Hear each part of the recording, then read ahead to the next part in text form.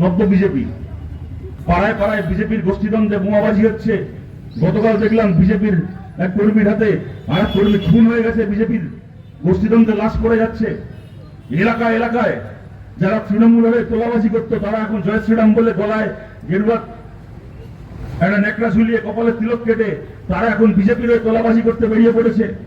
পাড়ার সমস্ত মস্তান সিন্ডিকেট বাহিনী, আগে তৃণমূলের পঞ্চায়েত প্রধান এলে ওই দেখতে না, কোন তৃণমূলের কোন নেতা এলে পাড়ার যে সমস্ত মস্তানা সিন্ডিকেট বাহিনী ওই তৃণমূল নেতার কানের পাশ দিয়ে আর বগলে তোলা দিয়ে মুখ পাড়া তো ছবি তুলবে বলে তারাই দেখবেন এখন বিজেপি নেতাগুলোর সঙ্গে পেছন পেছন ঘুরে বেড়াচ্ছে।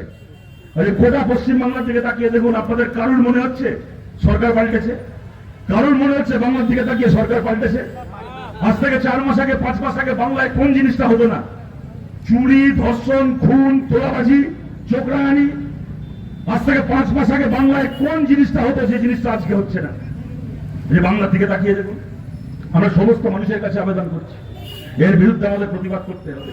যে মানুষ বিজেপিকে ভোট দিয়েছেন তিনি আমাদের শত্রু নন। তিনি একটা আশা থেকে, ভরসা থেকে তৃণমূলকে হারানোর জন্য ভোট দিয়েছেন। তৃণমূলকে হারানোর দরকার ছিল, আপনারা সেই কাজ করে দেখিয়েছেন। তারপরে নতুন সরকার এসে, শুভেন্দু অধিকারী সরকার এসে 4 মাসের মধ্যে গরিবের ঘর ভেঙে দিচ্ছে। ভোটের আগে হাত জোর করে গেছিল যে ঝুপড়ির বাইরে, এবার আবার কবিতা বানিয়েছিল, জন্ম যদি হিন্দু কুলে ভোট দেবো বদ্ধ কুলে। তুমি যদি হিন্দু হও তো বিজেপি হিন্দুদের পার্টি, সবাই হিন্দুদের পার্টিকে বিজেপিকে ভোট দাও। জন্ম যদি হিন্দু কুলে ভোট দেবো বদ্ধ কুলে, ভোটের আগে কবিতা বানিয়েছিল।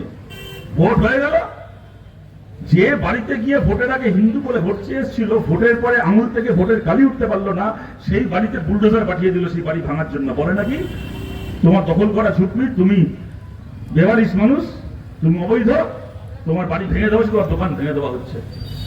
4 দিন আগে দেখেছেন ফুটপাথে অগ্নিমিত্রা পর ওদের এমপি, ওদের মন্ত্রী, একজন মা বাচ্চার দুধ ফোটাচ্ছে ফুটপাথে বসে, তাকে গিয়ে বলছে আমার বাচ্চা খাবে, আমার বাচ্চা খিদে কাঁদছে, বাচ্চার জন্য দুধ ফোটাচ্ছি। বলে একটা দুধ ফোটানোর জায়গা ওঠো এখান থেকে। তাকে গালাগাল দিয়ে চিৎকার করে অপমান করে সেই মাকে ওখান থেকে তাড়াচ্ছে। তার দোষটা কি, অপরাধটা কি? সে নিজের বাচ্চাকে খাওয়ানোর জন্য দুধ ফোটাচ্ছিল।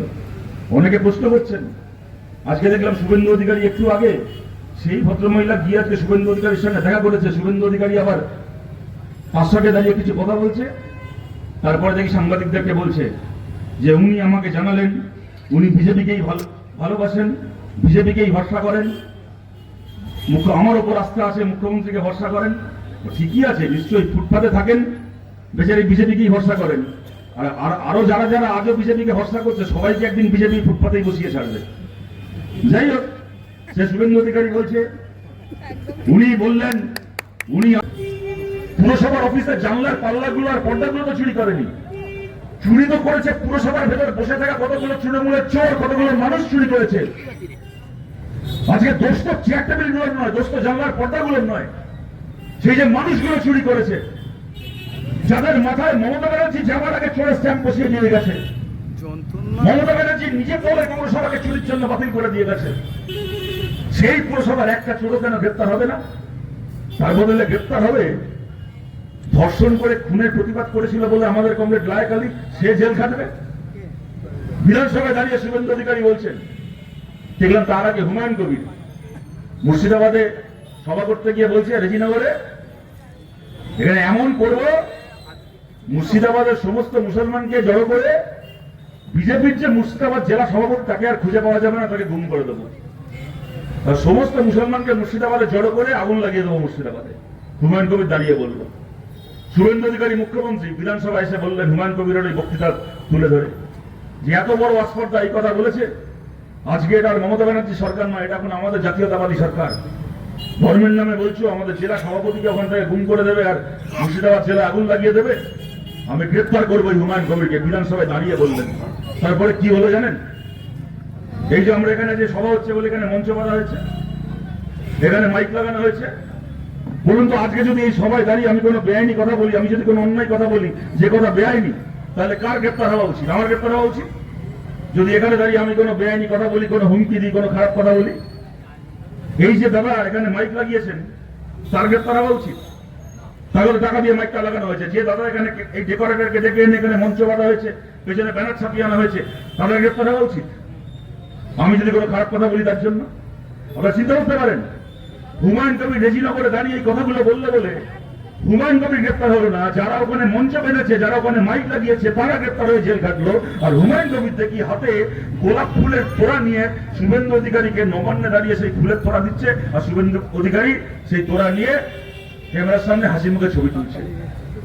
আর লায়ক আলী, আমাদের বারুইপুরের লায়ক আলী, সে ধর্মের নামে উস্কানি দেয়নি, সে খুনের হুমকি দেয়নি, সে কোনো একটা ধর্মের মানুষকে কেটে ভাগীরথী চালে ভাসিয়ে দেওয়ার কথা বলেনি।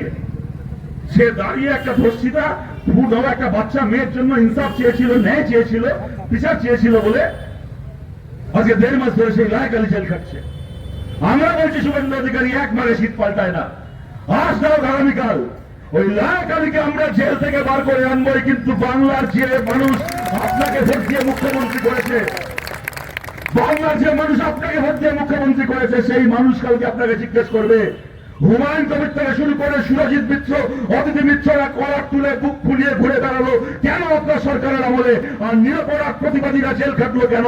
আপনাকে আজ না হোক কাল বাংলার মানুষের সামনে দাঁড়িয়ে এই কৈফিয়ত দিতে হবে। আজকে মমতা বন্দ্যোপাধ্যায়কে, আগে মমতা বন্দ্যোপাধ্যায়কে একসময় দেখতাম অনেক বড় বড় কথা